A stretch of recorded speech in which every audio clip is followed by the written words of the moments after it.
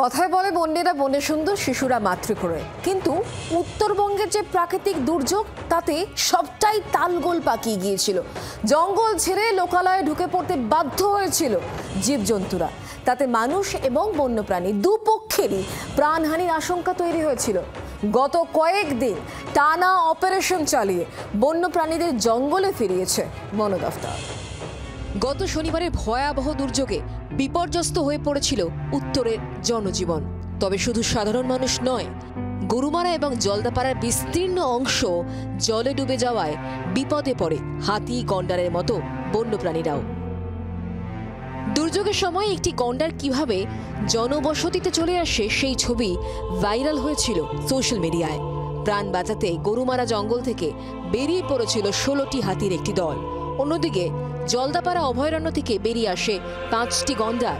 দুর্যোগের জেরে গরুমারাতে মৃত্যু হয় একটি গন্ডারের। বন্যার জলে ভেসে যায় বাইসন। এছাড়াও জলদাপাড়া, কালিম্পং, কার্শিয়ংয়ে বেশ কিছু বন্যপ্রাণীর মৃত্যুর খবর সামনে আসে। অন্যদিকে বন্যপ্রাণীর হামলায় মৃত্যু হয় এক বৃদ্ধের। সব মিলিয়ে উদ্বিগ্ন হয়ে পড়েন বন দফতরের কর্তারা। পরিস্থিতি সামলাতে দ্রুত উদ্যোগী হন তারা। গত কয়েকদিন টানা অপারেশন চালান বনকর্মীরা। গ্রামবাসী এবং ফসলের ক্ষতির আগেই বন দফতরের চেষ্টায় হাতি, গন্ডারদের ফেরত পাঠানো হয় জঙ্গলে। ওই এলিফ্যান্ট হার্ট যেটা স্ট্রেইং হয়েছিল রামসাই এরিয়াতে, ওটাকে সাকসেসফুলি ফরেস্ট ডিপার্টমেন্ট ফেরাতে পেরেছেন। আর 2-3টে জায়গায় রাইনো স্ট্রেইং হয়েছিল, সেখানে পপুলেটেড এরিয়াস ছিল, ইনহ্যাবিটেড এরিয়াস ছিল, সেই রাইনোগুলোকেও সেফলি ফরেস্টের ভেতরে ফেরানো হয়েছে। আর এলিফ্যান্ট হার্টের মধ্যে একটা বড় হার্ট ছিল, অ্যাবাউট 16 to 17 এলিফ্যান্ট ছিল সেখানের মধ্যে। আর ইম্পর্টেন্ট জিনিসটা হচ্ছে যে মাল্টিপল এরিয়াজের মধ্যে বাইসন স্ট্রেইন হয়েছিল, সেগুলোকেও সেফলি ফেরানো হয়েছে। এখন আমরা যা যা এরিয়া আছে সব স্ক্যান করছি, যা যা ট্যুরিজম রুট আছে, যেখানে সিলটেশন আছে, আমরা ওদেরকে ঠিক করে টোটালি ক্লিন করছি। আমাদের নিজের যে অনেক অ্যান্টি পোচিং ক্যাম্প ছিল, অনেক টাওয়ার ছিল যেখানে সিলটেশন হয়ে গেছিল, আমরা আমাদেরকে এখন পরিষ্কার করছি। বন দপ্তরের আধিকারিকদের কাছে সবথেকে বড় চ্যালেঞ্জ ছিল দুর্যোগের কারণে লোকালয়ে ঢুকে পড়া এই হাতির দল থেকে শুরু করে গন্ডার বা বাইসনগুলোকে সাধারণ মানুষের কোনো ক্ষতি হওয়ার আগেই দ্রুত যাতে ফেরানো যায়, এবং সেই কারণে গত কয়েকদিন ধরে লাগাতারভাবে অপারেশন চালিয়ে সেই সমস্ত বন্য প্রাণীদেরকে তারা ফিরিয়েছেন।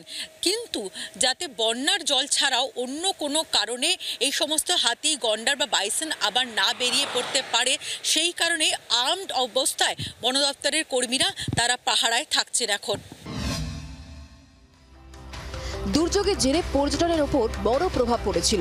অবশেষে পরিস্থিতি নিয়ন্ত্রণে আসতে শুরু করায় শুক্রবার থেকে জলদাপাড়ায় পুনরায় শুরু হয় জঙ্গল সাফারি। খুশি পর্যটক থেকে শুরু করে পর্যটন ব্যবসায়ীরা। প্রথমে তো চিন্তা হচ্ছিল, তারপরে খোঁজ খবর নিলাম, এগুলাম তো যারা বললো ওনার পরিস্থিতি এখন ঠিকই আছে, তো যাওয়া যেতে পারে, চলে এলাম। স্বাভাবিক ছন্দে যে ডুয়ার্স ফিরছে, পর্যটকদের প্রিয় সেই ডুয়ার্সে তারা আসতে পারছেন, তারা খুশি। এবং একই সঙ্গে যারা এখানকার বিভিন্ন পর্যটন ব্যবসায়ীরা তারাও খুশি, তার কারণ যেভাবে দুর্যোগ নেমে এসেছিল, ডুয়ার্সের বিভিন্ন জায়গা ক্ষতি হয়েছিল, তাতে চিন্তার ভাঁজ পড়েছিল অনেকের কপালে, এবং সেই ভ্রুকুটি কাটিয়ে একেবারেই স্বাভাবিক ছন্দে ফিরছে ডুয়ার্স। ক্যামেরা পার্সন শুভ্রর সঙ্গে পিয়ালি মিত্র, জি 24 ঘন্টা, গরুমারা। বাংলার আওয়াজ, বাঙালির আবেগ, জি 24 ঘন্টা।